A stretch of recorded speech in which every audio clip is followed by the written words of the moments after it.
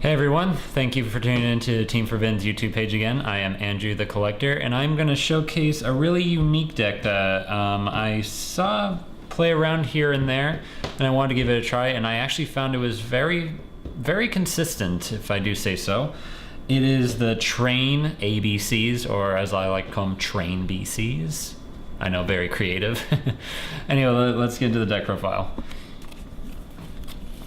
Alright, so to start off, you have the 3 Night Express Knights. And yes, these are, well, 2 of these are the OG originals. And yeah, you can normal summon him without tributes, and his attack and defense becomes 0. Pretty standard for first turn plays. Then next you have 3 Duracrane. Really essential. No less than 3 should be run, because if it's detached for the activation of an Exceed monster while it's a material, after the effect is done, you can use his effect to pop 1 card on the field. And also, if it's in your hand and you normal or special summon a level 4 or level 10 Earth Machine type monster, you can special summon this from your hand. So the basic strategy is that you normal summon this from your hand, special, then overlay for rank 10 train. And then our last train is the Ruffian Railcar. Pretty much one of the best searchers that this deck can offer, and it just goes so well with the field spell, which I'll get into later. But after it is sent to the graveyard by any means, basically, it can, at the end of your turn, you can search out any level 10 Earth Machine type monster from your deck to your hand. So it gives you complete access to either of these cards at any given time. And that's it for the trains. So next will be the ABC cards. So we have 3 of the A's and 3 the B's and 3 of the C's. No more or no less should be run with these, because they're essential to get out each other, plus your big boss monster fusion. Because when any of them are sent from the field to the graveyard, you can immediately search out a different one with a different name. Alright, and that's it for the monsters. It's a really simple monster lineup. I think it's 1, 2, 3, 4, 5, 6. Yeah, it's only 18 cards. Very standard. Now, for the spells, we run 3 of the hangers. It's very, very, very important that you have 3 of these in this deck, because it gives you instant access to your union monsters very quickly throughout your deck. And I'll show you a combo later of how you can go into first turn ABC. And since that union hanger is the most important for the ABCs, Revolving Switchyard is the most important for the trains. It's probably the most important card out of this entire deck, because it offers you the access to your rank 10s for the protection and big heavy damage that you need in order to get ahead. Once per turn, when your opponent, or when you normal or special summon a rank 10 or a level 10 Earth Machine type monster, you can special summon a level 4 Machine type monster from your deck to your side of the field, and it automatically becomes level 10, but your opponent will take no effect damage that turn. And you can, during that same turn, discard 1 card to search out a level 10 Earth Machine type monster. So that works really well with getting your Union ABC monsters into the graveyard from your hand faster. So that really offers up a good combo. And because all 2 of the field spells are so important, 3 terraforming, no less than 3. I'm actually tempted to run 1 Planetary Pathfinder, because the field spells are just that important. I found myself in a clutch at one point where I had no access to field spells, and it really hurt.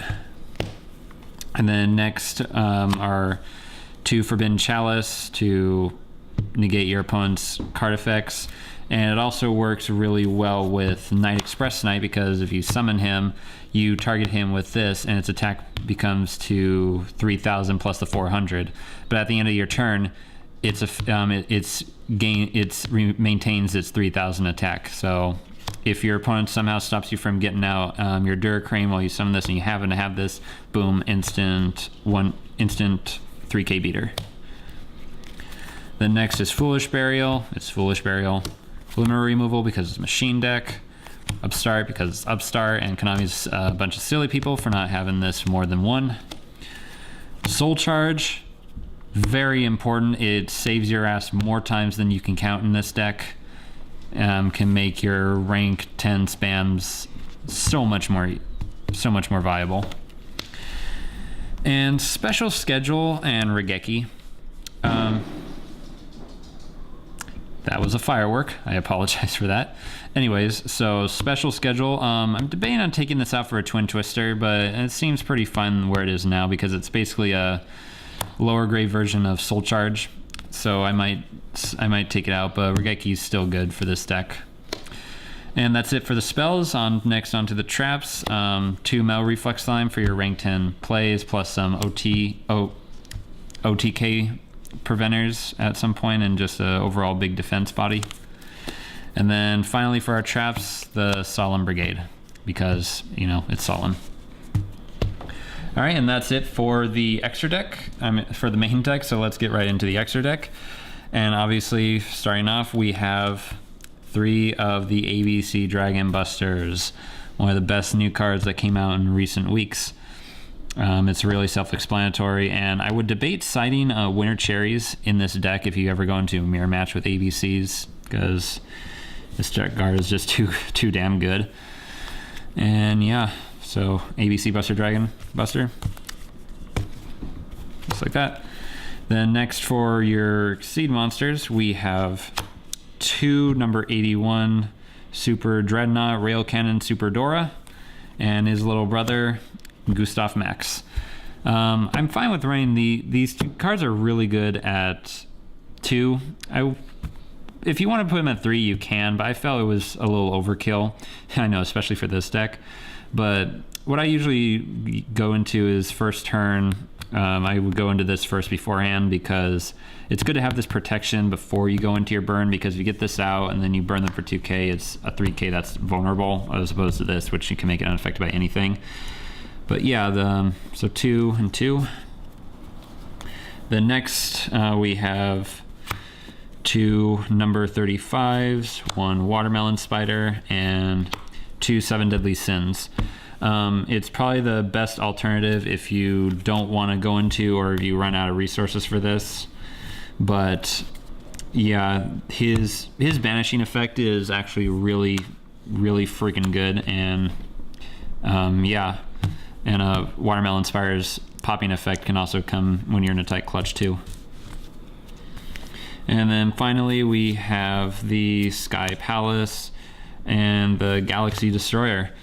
I would find myself going to Galaxy Palace less than him because he's a 5k beater with Harpy Feather Duster, and your opponent can activate cards and effects in response to it. So yeah, it's a pretty underrated card, even though it's only useful mainly in trains. But yeah, it's good alternate staples when you want to go into different plays. And yeah, that is it for the deck profile. Thank you so much for tuning in once again. This deck is kind of open to like some alternatives, like if you want to take out Special Schedule for Twin Twisters or any other kind of card, or if you just want to add in any other trains or any other machine support, you can. So yeah, thank you once again for tuning in. I am Andrew the Collector, and please like, comment, subscribe, and we will catch you later.